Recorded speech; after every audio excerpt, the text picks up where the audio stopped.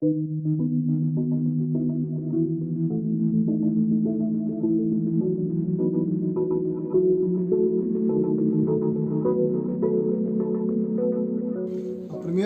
é um prazer estar aqui com vocês. Obrigado pela entrevista e a possibilidade de estar falando com vocês. Eu acho que que a gente está chamando de frente ampla de esquerda no Brasil hoje, não só no Rio de Janeiro, é muito importante, é decisivo, né?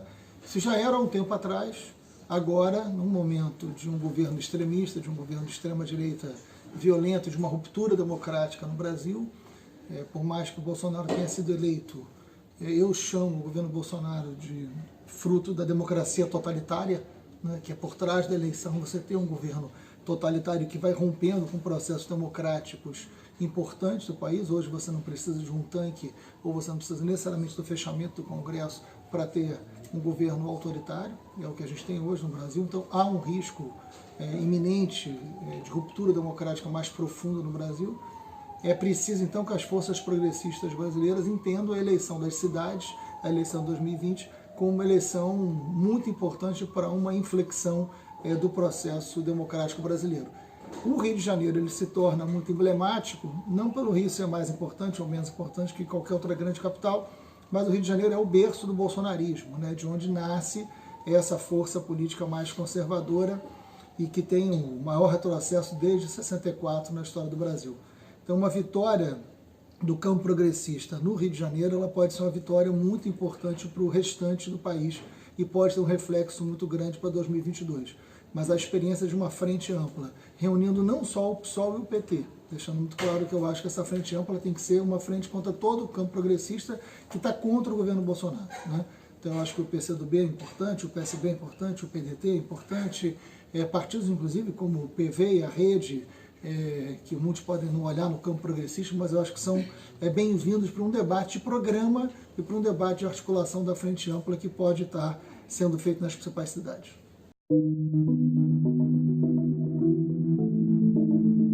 Olha, é uma liminar dada por um juiz que tem outras decisões que são polêmicas e posturas que são polêmicas, mas não cabe a nenhum de nós avaliar o judiciário a partir de um juiz, né? Essa é uma medida que todo judiciário tem que se responsabilizar por ela, porque senão a gente personaliza decisões judiciais e acaba não fazendo um debate mais profundo sobre responsabilidade democrática, sobre combate à censura, sobre garantias e direitos que todo poder judiciário tem que se responsabilizar. Evidentemente é absurdo a decisão de você desvincular um programa de humor por um valor moral, né? Talvez a gente devesse questionar que não há nada mais contrário ao pensamento cristão do que moradores em situação de rua. Talvez isso seja muito mais grave do que qualquer programa de humor, né? E não se vê nenhuma medida judicial contra a prefeitura por aumentar em tantos os números de moradores em situação de rua, por exemplo, no Rio de Janeiro, né? São valores que, no meu entendimento, deveriam ser questionados e trazidos para um debate. Isso não pode se remeter a um debate de mérito, né? Quem gostou, quem não gostou do programa do Porta dos Fundos. Não é esse o debate. O debate não é quem não gostou não assiste. Quem gostou assiste, quem gostou replica, quem não gostou fala mal. Faz parte do processo. Eu posso achar que é sem graça, eu posso achar que esse é um tema delicado que não deveria ser tratado. Tudo isso está dentro de uma norma democrática. O que não se pode é ter o elemento da censura disfarçada de um elemento moral cristão, o que inclusive fere o Estado laico da própria decisão do Poder Judiciário. Eu espero que o próprio Poder Judiciário, entendendo qual é o seu papel diante da democracia, reverta essa decisão.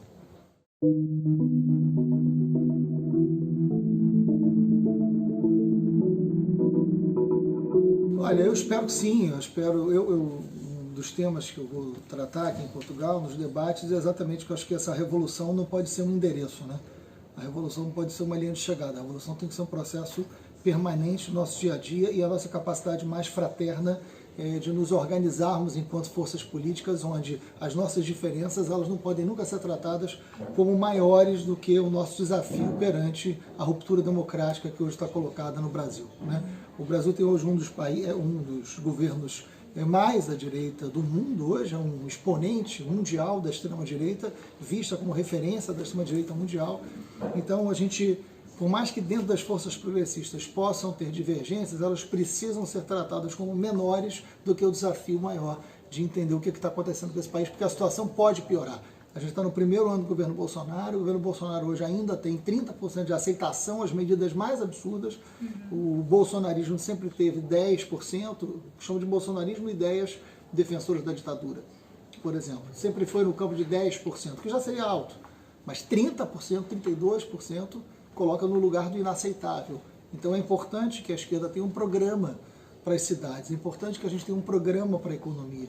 A gente tem um problema mundial hoje, que é o modelo neoliberal dialogando com forças totalitárias, porque a democracia passou a ser uma ameaça diante de tantos sobrantes de um modelo de um capitalismo produtivo. Então esse é um debate que nós também temos.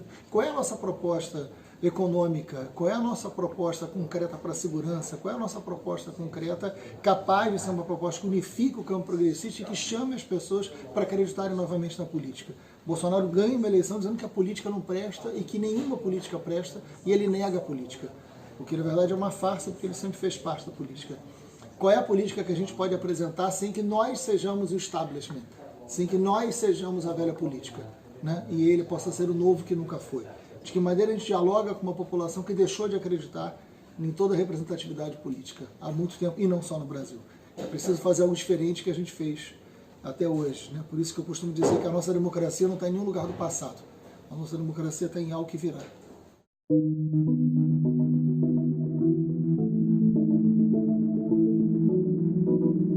São duas coisas diferentes, né? Você tem um setor econômico, que é o que você na sua pergunta chama de establishment, que é o setor vinculado ao mercado, que não necessariamente é bolsonarista, mas de forma muito irresponsável e inconsequente dialoga com o bolsonarismo e acha aceitável flexibilizar a democracia para que a bolsa, o mercado, as ações possam estar bem. E tem que ser chamados nessa responsabilidade também. É um diálogo que quebre as bases bolsonaristas. A gente não pode achar que todos os liberais são necessariamente fascistas. Então saber separar isso e gerar quebra no bolsonarismo é muito importante. Isso não significa que serão aliados eleitorais, mas podem ser aliados no sentido de garantir uma democracia, até para que possamos ser adversários dentro da democracia. Então, são escalas diferentes de alianças, né? Uma aliança pela democracia não é uma aliança eleitoral. E aí a gente precisa estabelecer um diálogo com um setor muito mais amplo da sociedade. Estabelecer alianças eleitorais, sim, programáticas, que possam trazer para o campo progressista a possibilidade de dialogar, principalmente com os setores mais populares, que em boa parte votaram no bolsonarismo. O Bolsonaro não foi eleito pelas elites brasileiras. O Bolsonaro foi eleito pelos setores pobres brasileiros, senão ninguém ganha uma eleição só com a elite votando, até porque eles são muito poucos e cada vez menos, né? Mas é importante também entender por que essa população vota no bolsonarismo e nega essa política. Então, de um lado é o establishment econômico, agora do outro lado você tem o fanatismo. Um fanatismo que marca boa parte dos ministérios do Bolsonaro, como o Ministério do Meio Ambiente, o Ministério da Educação, né, que são ministérios muito importantes, né? Esse debate com o fanatismo, a gente precisa apresentar uma razão política que supere isso, né? É muito grave ter um ministro da Educação que age como ministro da Educação do Bolsonaro. É muito grave ter um ministro do Meio Ambiente que age como age o ministro Bolsonaro, né? Não à toa o governo Bolsonaro, uma parte dos seus ministros falam que a Terra é plana. O que pode parecer uma grande piada mundial, na verdade tem uma estratégia. Porque se você é capaz de dialogar se a Terra é plana ou não, você é capaz de dialogar qualquer coisa. Tudo pode ser colocado em dúvida, né? Inclusive todas as verdades que se coloca sobre o governo. Nada passa a ser verdadeiro. E o Bolsonaro produz a própria crise no seu governo. É muito comum que eles produzam a própria crise. Isso faz com que a agenda do governo Bolsonaro, quem dê, seja o próprio Bolsonaro. A esquerda não consegue criar uma agenda que seja dela, né, contra o governo Bolsonaro. E essa agenda, a agenda de crise é uma agenda de crise gerada pelo próprio governo. Isso é uma estratégia também de quem quer governar, como se não fosse parte da política, como se fosse antissistêmico, mesmo tendo ganho a eleição.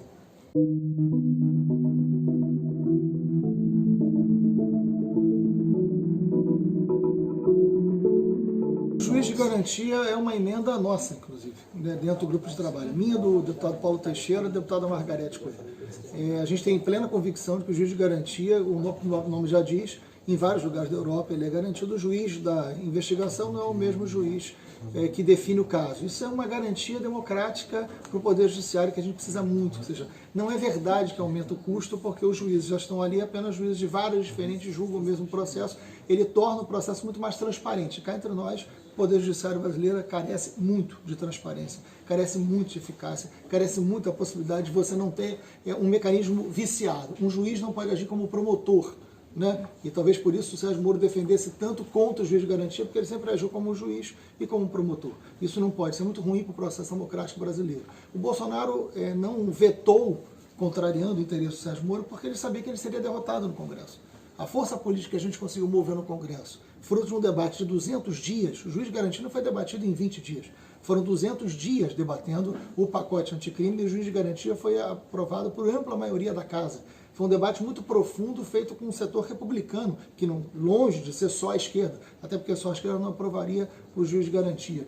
Então o Bolsonaro sabia que ele sofreria uma derrota se ele vetasse. Esse veto seria derrubado no Congresso. Para não sofrer mais uma derrota, ele preferiu sacrificar o Sérgio Moro a sacrificar o seu nome no Congresso. Sem contar que o próprio STF, em sua ampla maioria, também é favorável ao juiz de garantia. Então esse foi um debate que a gente ganhou na sociedade e foi mais uma derrota para o Moro, o que faz bem para o Brasil.